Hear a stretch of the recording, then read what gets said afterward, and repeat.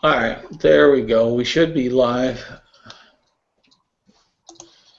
Yeah, we're saying we're live now. It's my connection over here today in Europe being temperamental, I think, as far as that.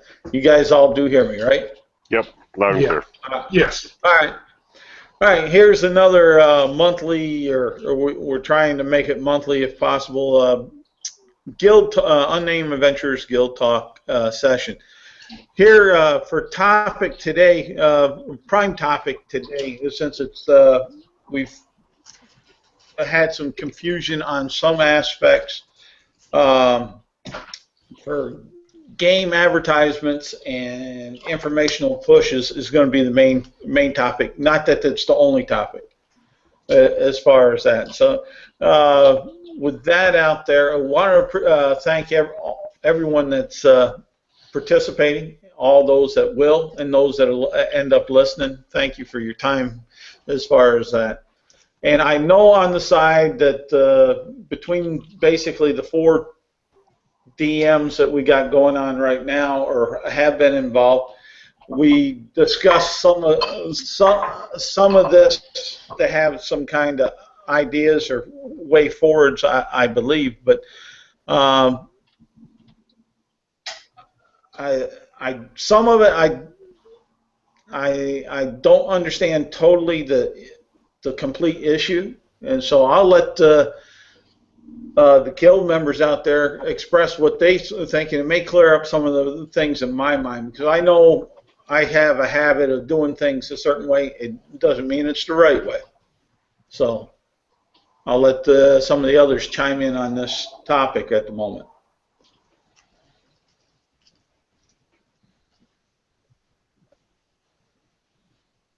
Well, I don't know if any of these 3 players had an issue or not, but what brought this around was the last time I was DM a couple weeks ago.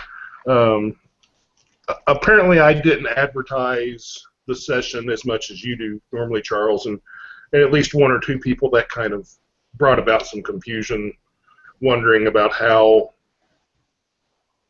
basically wondering why I didn't, or is the guild going to do it my way or your way or Dan's way or whatever. And I think part of it is we had hit a string. We had hit a long string where you were basically running most of the games. I hadn't been a DM yet. Dan had been busy and not been able to DM. Ian had been busy and not able to DM in a while. So I think what happened is newer folks into the guild got used to your way of doing things, and that was just kind of the way. That was the only way they knew to do things. And again, I'm not saying your way's wrong, my way's, and again, that was my first time DMing, so I'm kind of learning some new things too. So I think that was part of the issue. Some people hadn't experienced other dungeon masters within the guild as of yet, or not often anyway. I would say that that's part of what I was I was seeing from some of the comments that were brought up about it, and I may have been, to be honest, I may have been at the point of confusion, or did the not did, but what word is facilitated some of the confusion in the way, because the avenues I was taking for certain things. But I do think that as a guild, we probably ought to come together where we, for as many as we can, agree on the expectations, so we can manage those expectations. As far as that, so that minimizes confusion and possible loss of opportunity to play. I don't believe that actually occurred, but it did I did kind of get a feeling that it would have been a possibility. And really off the straight part of my cuff, I'll explain my reasonings as far as that. But and the reason why I post the games over in the OSG and for the Eurocentric basic OSG. And here it was to try to facilitate as much of a base to let know that we had something going on and trying to be as inclusive and open up the guild. And that comes from looking back. I reflected back on when we started this, it was a secret group, not even a closed group. So to get the outside interest, you actually had to advertise someplace else.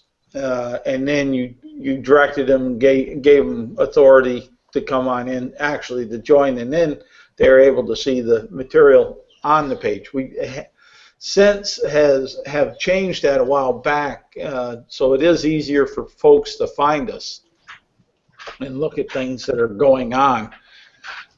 So some of those aspects and dynamics have changed. And that's the reason why I put it on the Euro group. One, also trying to support that Euro group because it is a younger group than even we are. And as far as that, and wanting to make sure that they had enough content and action that kept them viable. And also, since we run a global, really, group here for guys playing, because we have Matt McAdams, which is Australia. We have our European guys. We have our stateside Americas, North, South, and like that are playing in the different time zones. That trying to make sure we and keep as much informed as we can. We do fall short. It's a learning curve for trying to get a platform that's going to be together, but there may be certain aspects that we can do and to keep things, I guess, standardized to the best and give the best way forward. I would definitely say for any of the guild members out there, if we put up you see a guild event that any of us have put up on any other page, but it's a unnamed adventurers guild, my take would be come back to the guild page and the events and check that, and that should have the latest and greatest updates. And I think I'm not going to speak for all the DMs, but I think that that's the one course that I can see that would make the most sense. We still want to be as inclusive to the communities as we can, but the main core place to get the information should be back here at the guild page, because that's who we're trying to emphasize, build, and in that way. And that's going to take the DMs, and that'll take the players to keep that in mind. This is all going to be new, so it is what it is. I don't know how the rest of you guys think about that, so go ahead and chime in.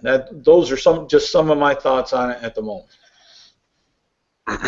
I would say that back when I was first joining the guild, it was actually almost the opposite. It was, for me, a little confusing. I was like, whoa, this game's posted like 3 times, and it's the same game, I think. But then as well, I grew to like it that way. Like I'd see it in the OSG, I'd see it in the guild group, and but I could definitely see how that would have happened. Like if it was another DM posting for the group, and people thinking it was some schism or some skew. Something was a skew, but I think that's definitely sage advice. Just going to the guild page itself for the probably some final knowledge.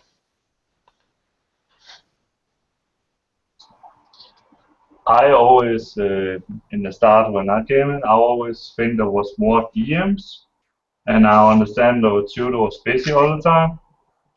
So it was not confusing for me when Ty picked up and began to DM, because I always have in my mind it was a community of DMs that run a DM. But That's just what I think about. So it's not confusing for me. But it's probably a good idea to have a link to the real event instead of posting more events in one, because it can be a little bit confusing about that. That's just what I want to say.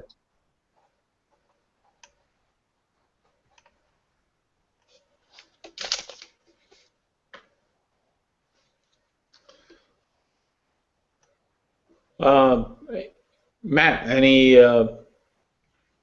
insights from on you on this? Well, um, oh, different people check Facebook at different times and on different days. Sometimes they don't look at it for a couple days, so, and sometimes it might be just a quick look. So, more places you can have things, more likely people are going to see it. But I do agree that if you just have the event in the Unnamed Adventurers Guild event page and you just paste the link in other groups, then so they can just go right to the Unnamed Adventurers page. That would probably be the best way. You can have the link there that will still say all the information, and you can have all the information there, but have them go to the guild page to sign up. Okay, these are all reasonable and good ways ahead. I think that we'll see how those work, because that's definitely sounds something that's doable and plausible. I know that some of the working with Facebook on some of the things, like trying to clear up our old data that we've pasted on our files and stuff, is it seems to be a rather challenging for them to come back with a solution. Still waiting to hear on that, because I know that's one from a couple guild talks back that that Ty asked about, and still haven't heard much of a different position from him than when after I talked to him. That thanks for the input. We're working to increase your enjoyment with the product, and blase, blase, blase. Nothing more as far as a real hard solution. So, but this one seems more user driven, that we can control, so that should be able to be done. As far as that, the only other thing, you guys think that it would be helpful that at least say what, 48 hours, the 24 hours before the game takes off, that do either a roll call of the guys that are selected to play in it, or just do a touchback with the information to see if there's any changes. One for the stuff, date, time that the GM will have, or for players that may have things that pop on up, so that there can be adjustments made. How say y'all? Yeah, that sounds something that be really really good, because if they have something that they're reminded of like the day before, then that's a good way so to remind them, oh, I have something on Facebook that I should probably say I can't go to, or something like that. All right, and that one's a little easier, I think, for us to control on that, because then that falls more onto us as the GMs, Ty and Dan, Ian, on that, just to make sure that sometime within that period of time we just reach back to the guys on it and say, hey, if it's nothing more than just a fresh attachment saying, a posting on that event saying, hey, roll call, everybody good with this, any issues, last minute, however the DM wants to handle it in that way. That way we spur the conversation, we renew the event up upon their agendas, if it got muddled for something, or if something does come up. Hey, this is life. You know, if we have a week or two where we got an event scheduled out from the beginning, there's a lot of things that can happen between that. So, and that way we stay in contact and help, I think, facilitate a better course of events. Does that sound reasonable? Yes. Yeah. Oh, definitely. Okay. Yeah, I All think right. it's a great idea, having a Yeah. last-minute roll call. Then that's what we'll shoot for. It may take a few times for us to get used to things like that, because some of us as DMs or players or whoever on this, because it'll be a new kind of a new format to get used to it in a way. So as far as that, we'll go that route, and then I'd say on the final product, we can still post it in those other areas as a final product for them to watch, as we have been doing, because that shouldn't create confusion. That's just showing this is what the group is doing, and that we're still active, and this is what you can expect and what we have to offer on that. So I think we kind of, have this one pinned down, unless there's something else on that one to say. Okay. Any other issues as far as that you guys would like to talk about? Suggestions, concerns on the guild?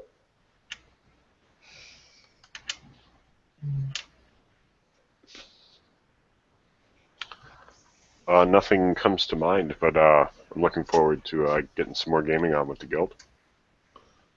Okay. How about you, Matt? Nothing. Kind of wish,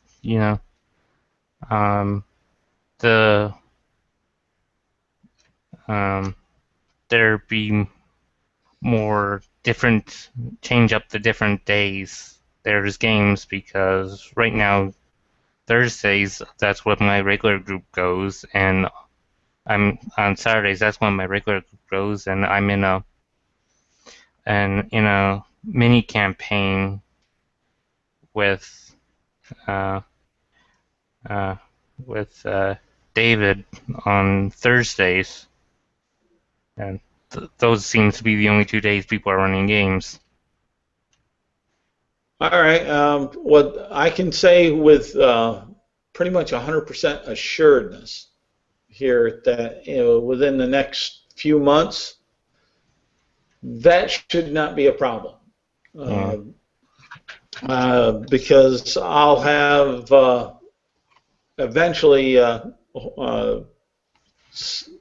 I'd say for 100% sure after August, I'll have a lot of time on my hands, and I plan on focusing a fair amount of it over to working on paying a little more attention to the guild as far as that, and I'll be able I'm just to. saying, like, 1 week, they can run Thursday, and maybe another week that they're running a game, they could do like Tuesday or Wednesday, or Well, some people. historically, Yeah, some historically, people. like if I've played 10 games in the OS or in the one shot or Unnamed Adventures Guild, I bet 9 of them were on a Saturday. But again, I haven't been in it for a few weeks, so. But, well, I know I've tried, depending upon my leave time that I've had off. When I had my leave time off, the days were very different because of availability. I don't think that'll be a long-term problem. And that's what I say. Definitely no. And the reason on my side of the statement is I'll be retired by September, so I'll have time. Yeah, and I'll sit down and I'll probably try to run an offshoot game or something when the other DMs aren't, to try to catch up and make availability for other members too. Go ahead, Ty. Well, and I've got a game coming this week, and it's on Thursday. And the only reason I picked Thursday is because, like Justin said, it seemed like we'd had a whole bunch of games all on Saturdays, occasionally Sunday. I just picked Thursday kind of. It didn't have to be Thursday. I mean, I work from home, so I could just about any night of the week could have done it. But I just picked Thursday because we hadn't had a Thursday game in forever that I remembered. So Thursday games aren't going to be like a regular thing. And I can. But we're going to. Well, I was just saying different people work different days of the week. I'm just Oh saying. yeah. And that's what I'm saying. With me retiring, I'll be able to give and that's what I'm saying. Pay attention to the guild a little bit more. Give a couple other different options for games on other times that may be more receptive for some individuals in either different time zones or different days. On that respect, it's not, my statement by no way, shape, or form was meant to be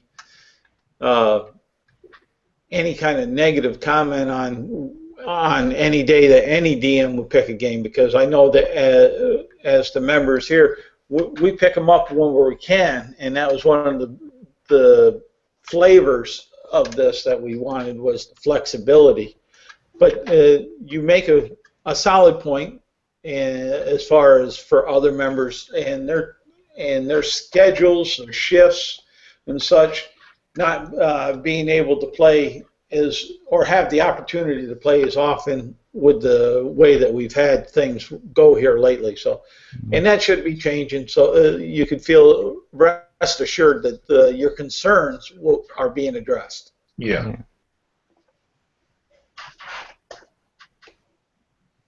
Any other concerns besides mothers being corroded down to liquid, and the high cost of plate mail and low cost of used items, and long-term effects of having finely crafted crowns made and then remanufactured? Yes, I'm talking about Store, the savior. Yeah, I know. I take it Store's adventure to get his mother back didn't go all that well. No, she died. But with that, there is the aspect of taking heart that the guild has a memorial medical wing in her honor and clinic that a bunch of guild members put up money along with the guild master, one of the guild masters, and along with that, she also is put up on the guild as an honorary guild member on the Wall of Fame for those that have expired during duty. So she has had large honors laid upon her. Yeah, but she still died.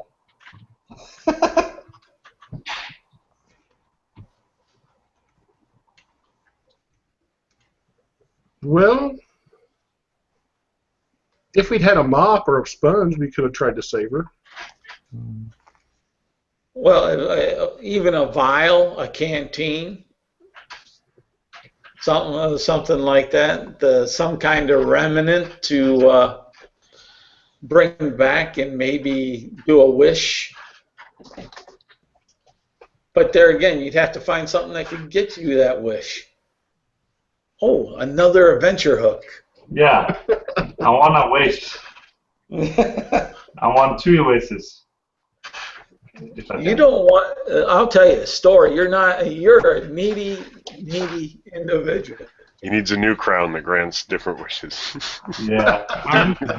Aren't wish treasures like level 18, level 19 adventures? Pretty much. You can figure that, or else you can.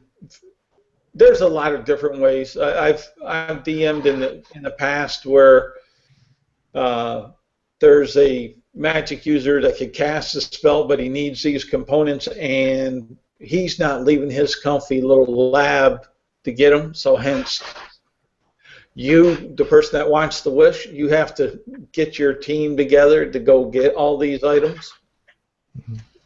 And hence, you work your way on up to try to get them. It could be one adventure, it could be multiple adventures, because it will be. A lot of the things are hard to find and have quite mythological monsters guarding them.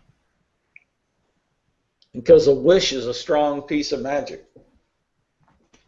I don't think it does anymore, but I think, didn't it used to also age the caster 10 years every time you cast a wish back in AD&D, I think? You're asking me to reach way back there, but there were aspects of it depending on which edition that ran something similar to that. I don't remember aging, but it might have been. There was some kind of negative, like you lost a Constitution point, or you aged 10. There was something like that. So they were very, very costly. So anything else anybody like to see? And I'll stop picking on Store. I see him brooding in the corner. I just asked about that time I got bitten by a vampire fox. You had turned into a vampire plus werewolf thing or something like that. Werefox. Yeah, werefox. Yeah. Vampire werefox. Yeah, you were bitten by a fox. You don't know that it was a vampire fox or a werefox. It could have been a fox with hepatitis. Your constitution was too strong, Store. You fought off the vampirism. No! What happened to the lady that knocked us out and put us in weird clothing? Oh, that was Dan's game there. Yeah, that was. From what I remember, at least what we were told, she didn't put us in weird clothing. She drugged us, but we basically were so drunk that we put thought ourselves. It was a good idea. Yeah. It was suggested by someone, and we thought it was a good idea. Yeah, and now there's pictures floating around probably through the dust shroud of and them pointing fingers and laughing and saying, "Look at these unnamed adventure guild adventurers." Oh, the tutu, yes.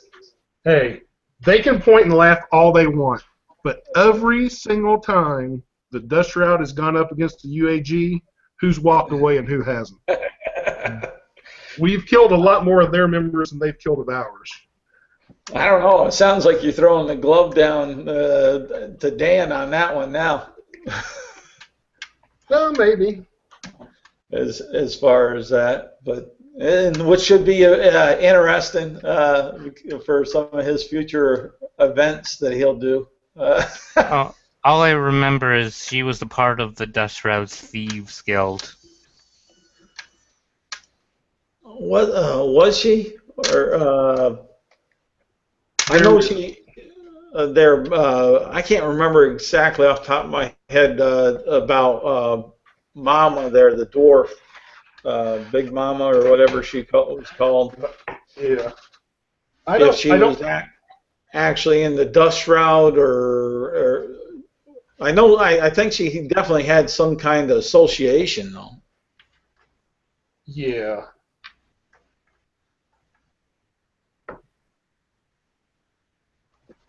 But I have a question. If a party member wants to have, what do you call it, maybe a faction under the guild, can he have that? Or she? have Like what? a faction, like like if you Like say the Guild guild is, within a guild. yeah, or something like that. Something like maybe a guy wanna train an army to hunt dragons, or can he have that? Or maybe a wizard that wants to make gold forever. So People to make gold. you want to make squadrons.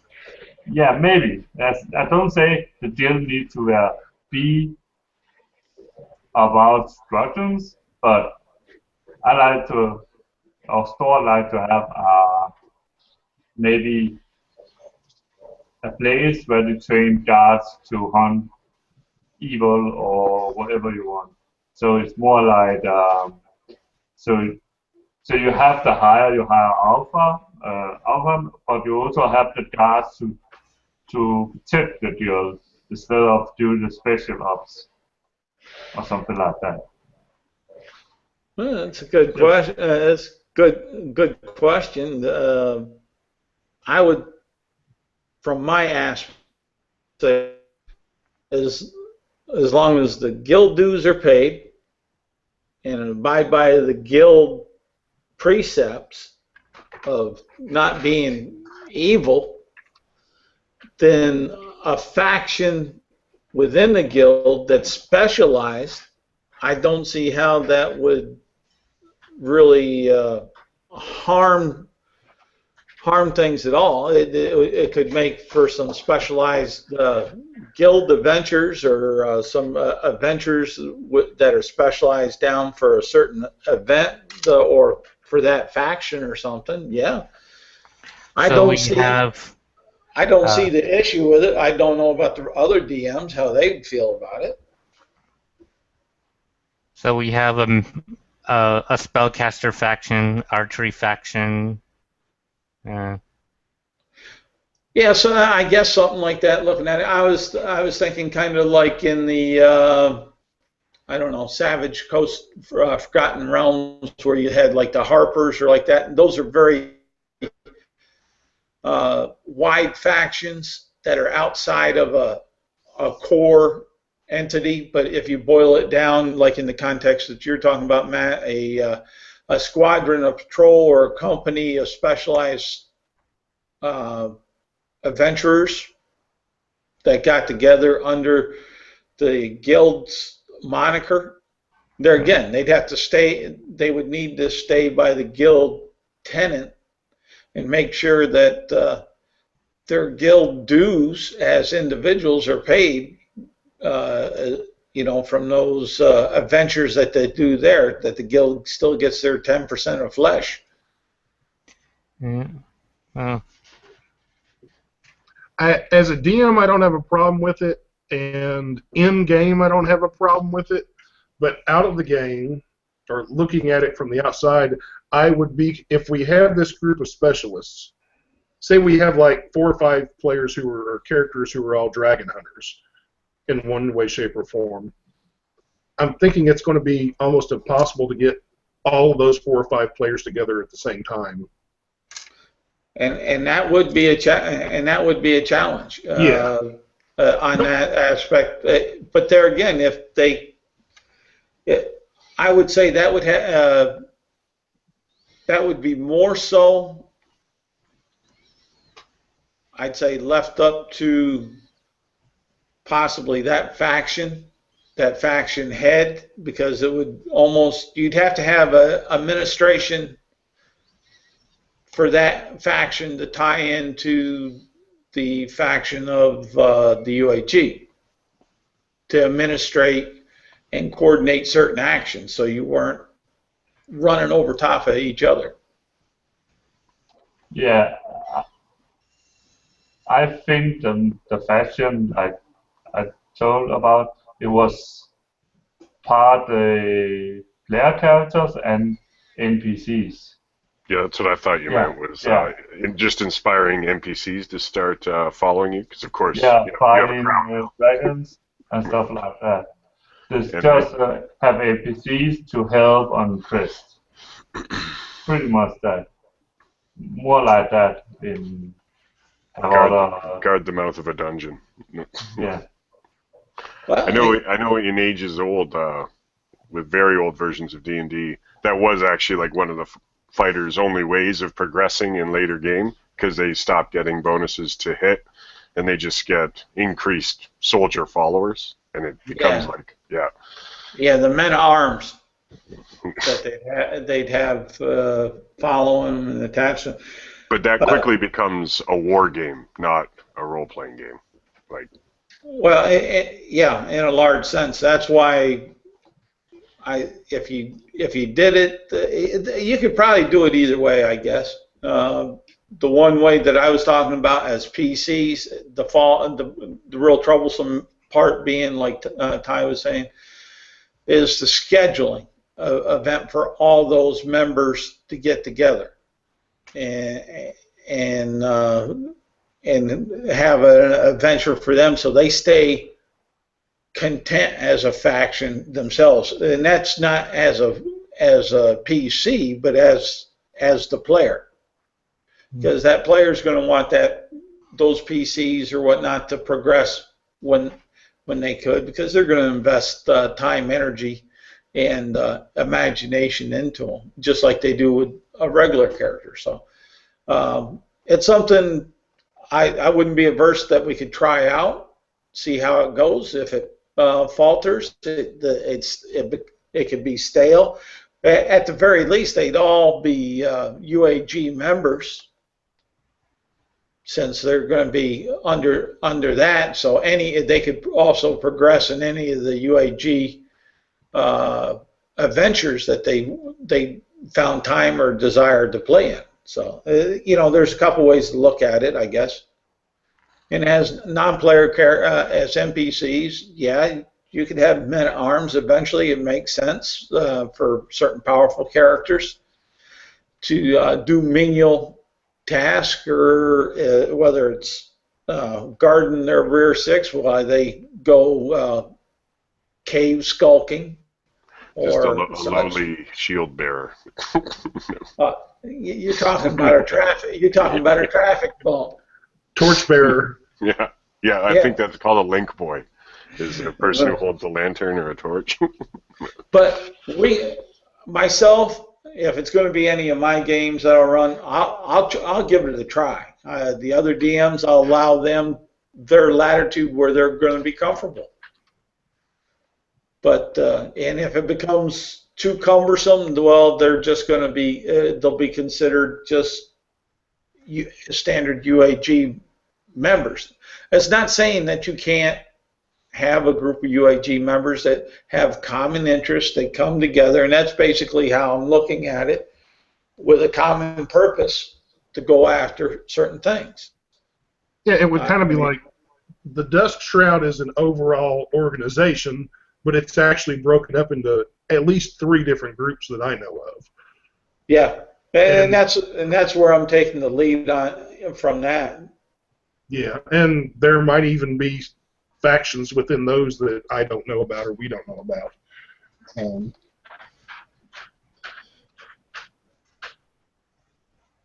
But so, yeah, honestly, I don't know if it would be something the guild leaders would want to do at the actual guild hall. That would actually be a way for the guild to make money, would be to train NPCs, non-member NPCs. Like, basically have like a racquetball club, except you go there and learn how to shoot bows or maybe some minor magics or something like that. And guild members could be the teachers, so to speak. Or maybe students early on, but then later become. Yeah. It has some possibilities to be worked and addressed. So, like I said, I think we could probably work on that and see where it goes. And then if the guild members don't like it, we'll just go its course and stagnate or die or whatever would become relevant RP wise for it to make sense within the realm of the stories. So it's worth a try. I mean, I don't hear a lot of nays. There could be some problems. It's listening to a concern of a guild member that would like to try to see something. I'm not totally averse to it.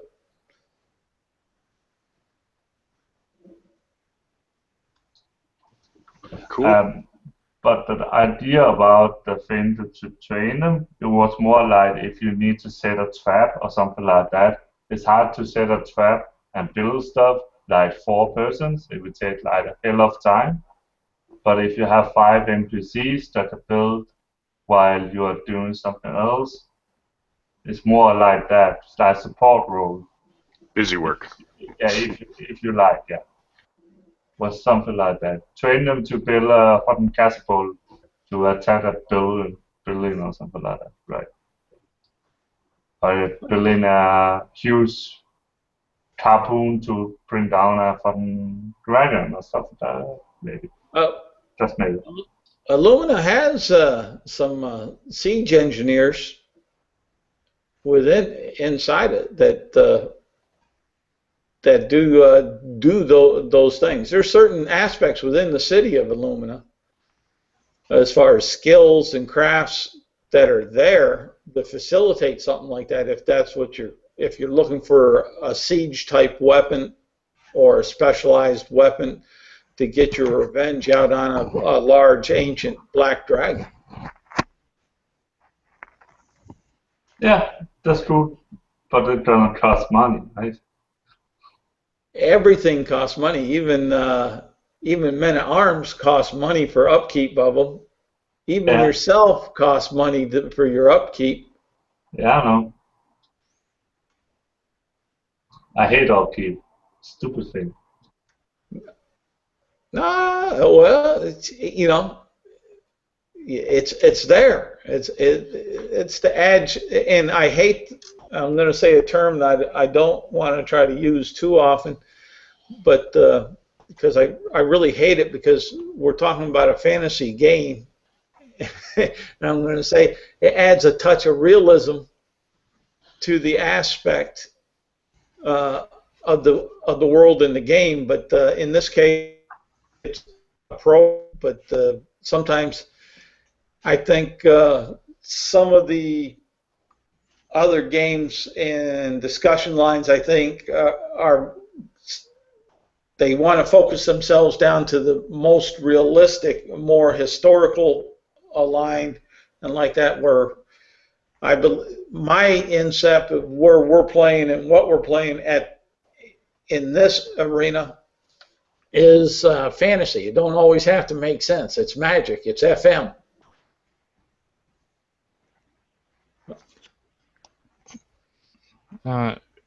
Realism adds depth.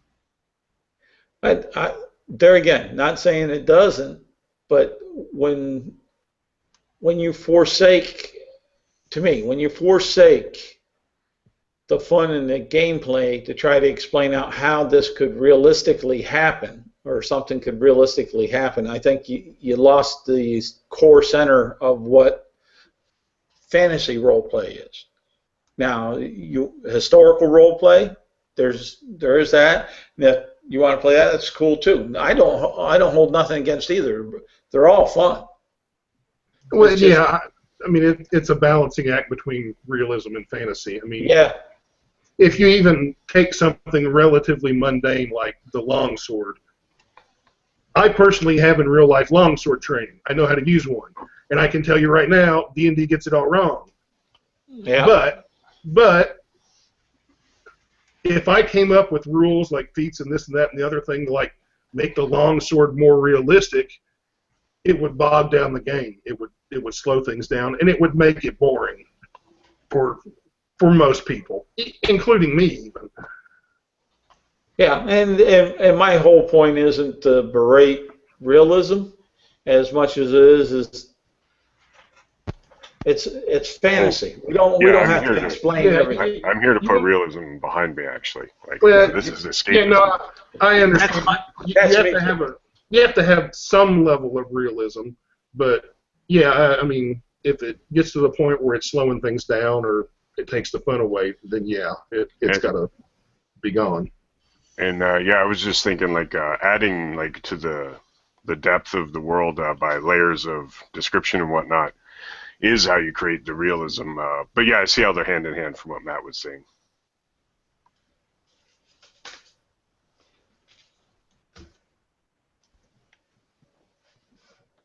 And if Fletch ever gets out of jail, he might want a catapult. Yeah. Just to have one. He could help him get out of the jail. there again, you gotta rent a place to store it and keep it and hope it doesn't get borrowed. What about in the roof of the guild hall? I don't know. I I've think never the thought about city would take offense if we start arming our guild hall. It's in case another township starts building a castle right beside Illumina. We were ready to hail fire and stone upon it. Then when I did my wish spell, I want a castle right on the other side.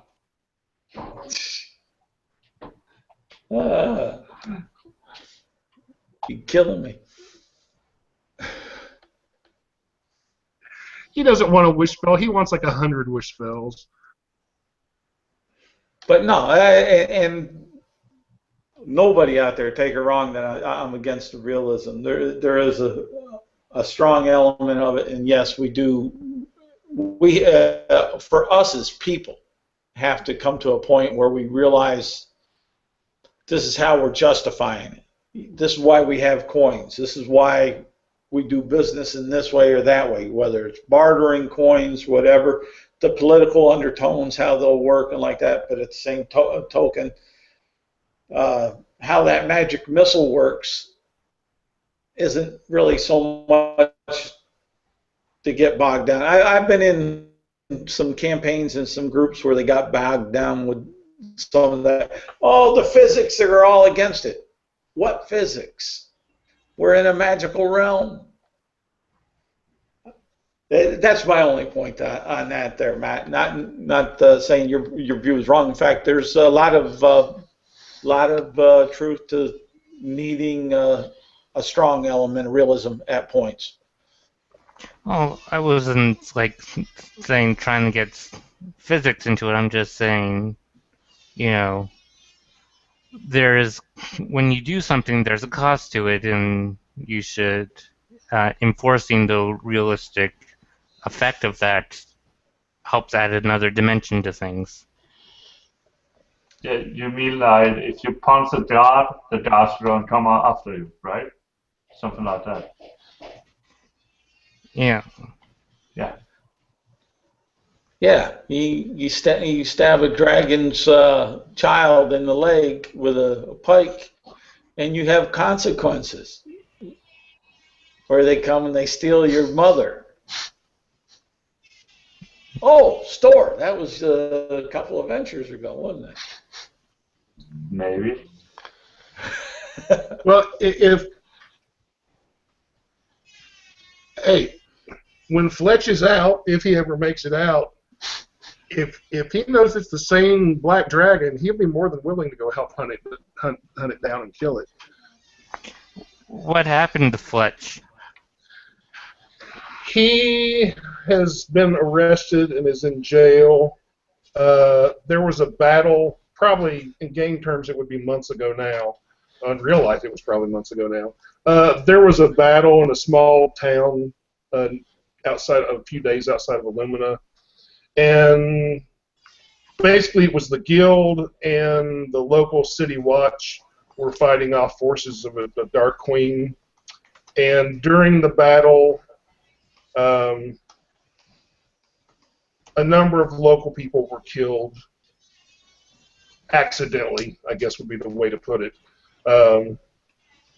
And Fletch was, at least theoretically, in charge of the guild group that was there.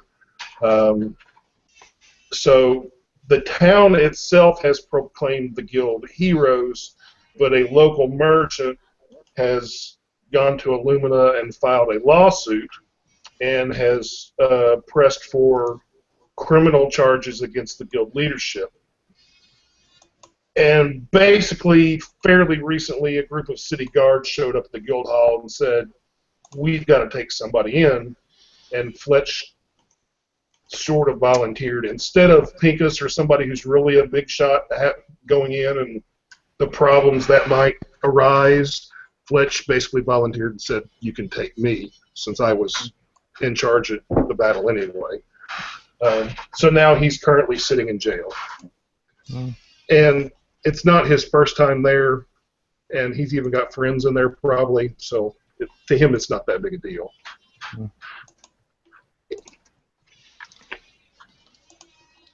It might be if he never gets out. So he's awaiting trial? Kind of, yes and no. There's a tribunal, there's 3 judges, and it's kind of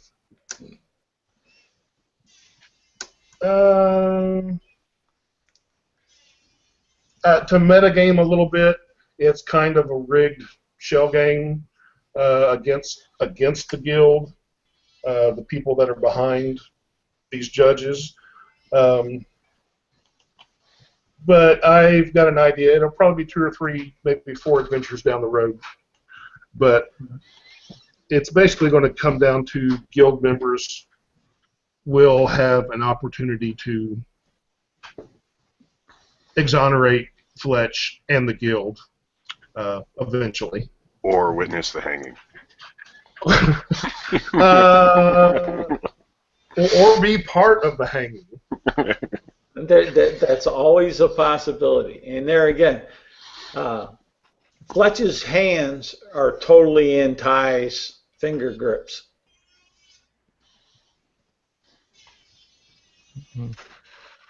Because Ty's the one that has that adventure going, that has set up the storyline there, so for how that goes, and then it's up to the rest of the guild and their choices to either push, pull, or drag events one way or the other. And yeah, basically I'm using my PC as an NPC, and if worst came to worst and he got hung or was killed some other way, it happens. I roll up. I've already got another guild character for that matter. I just haven't played her much. So I'm not too worried about that if it should come to that. That's if certain individuals with pikes don't get even more charges brought down upon the guild, and more hangings. Yes, it was a rather robber baron murder hobo like session.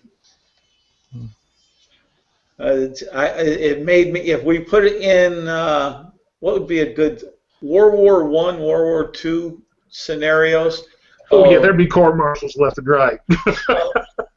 Of the Germans coming in, searching, occupying, whether it was the Gestapo or the SS, kicking doors on in, taking, accusing, dragging on out, threatening life, limb, and death, and then beating them to death.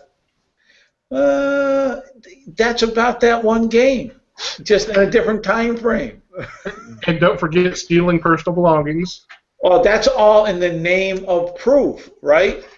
Yeah. We have no accounting of that they got where they're supposed to go.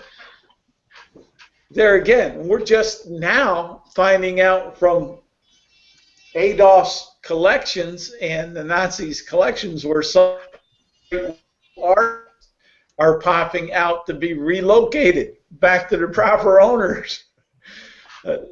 The same could be happening here with the UAG and some of the robber barons that they have employed. And they left people alive. But I was surprised. Now, I do give them kudos on one hand for that, but I was surprised because if you're going to do something that vile, don't leave any tongues to tell the tale.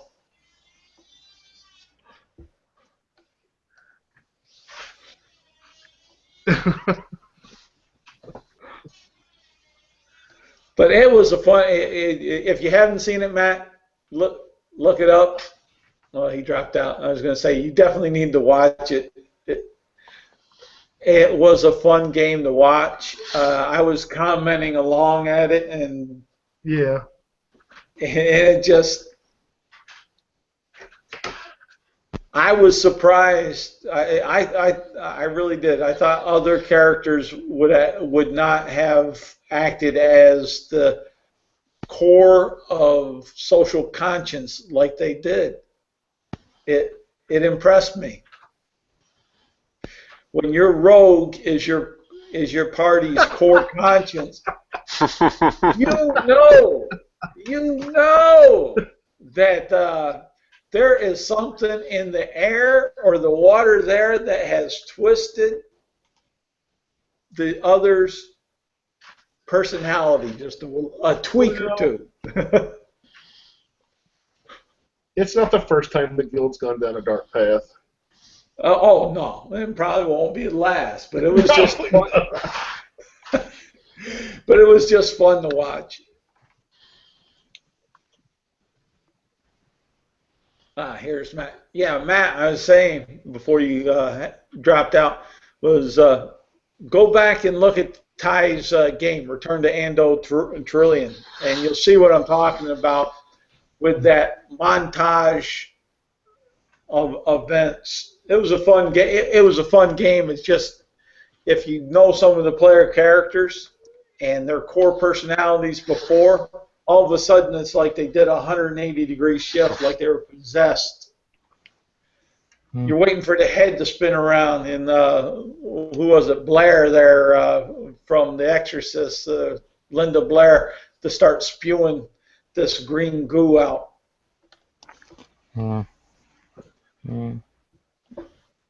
Yeah. Google Hangouts kicked me yesterday in the middle of combat with a changeling. Oh yeah? Yeah. Were you playing the changeling? Maybe. Did it kick you? Wasn't it our bard that got dropped for a round? I thought. I didn't notice you were gone. Yeah, I was in the middle of rolling damage and then it just dropped me. Oh, jeez. Well, that's because you were changing into a smaller, 1 foot size smaller character, looking like a dwarf instead of looking like a human. He was playing a dwarf. I remember that now. Yeah, you came back and you had max damage. I recall that now. Yeah. Oh, speaking of which, I just remembered. I won't give anything away, but Charles, the information you sent me a while back about a certain NPC, that individual will be making probably multiple appearances. Okay, my mind's a little fuzzy, but I'll go back and I'll look at the message string. Okay. And that's and either way, if it's, I'm thinking it's somebody, but I don't know if I'm thinking about the right person. But either way, it should be all right. Okay. Because if nothing else, you have the sheet on the character. Yeah. Yeah. Okay. We're talking about the same person then. Yeah. Yeah. Okay. Yeah, that's no problem. Yeah, he's an old character that's basically been retired into that position. So what happens happens. Okay. Type of thing.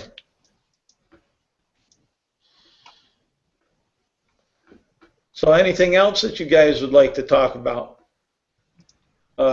Any things that you'd like to see brought forward? No, it sounds like I picked an exciting time to come back with some varied games on the horizon, and looking forward to it. I like to see big wars. Yeah, I want to see Storr with his barbarian horde. I wanted to see little fluffy puppies and kittens. I come with my horde of vampire fucks. You got to gather them up first. Yeah. Yeah, that's fine. I want a Triss and need to gather up some vampire fucks. HS can come with me. All right. Well, if there's nothing else, I want to thank you all, one and all. And for the ones that participated, remember, you get one inspiration point for participating in the guild talk or the guild, these type of guild events when we call them. So your character, and if you got multiple characters, you can place it on the character of your choice. As far as that zombie sleeps. Oh man, must have blood. Okay, and we'll thank you all, and hopefully we'll see you in the next games. The next game there is that one that Ty will be DMing here. What's the name of the event? Ty? The name of the event is Wolf in Sheep's Clothing, Okay. and it's Thursday. It's 7 p.m. my time, Eastern Standard Time. Yeah. So basically, our European time, if it's 7 p.m. there, it'll be about 1 a.m. here in Europe, give or take, depending on Central or not. Ajax will be there. Cool. All righty. And thank you once again, and I'll stop the broadcast.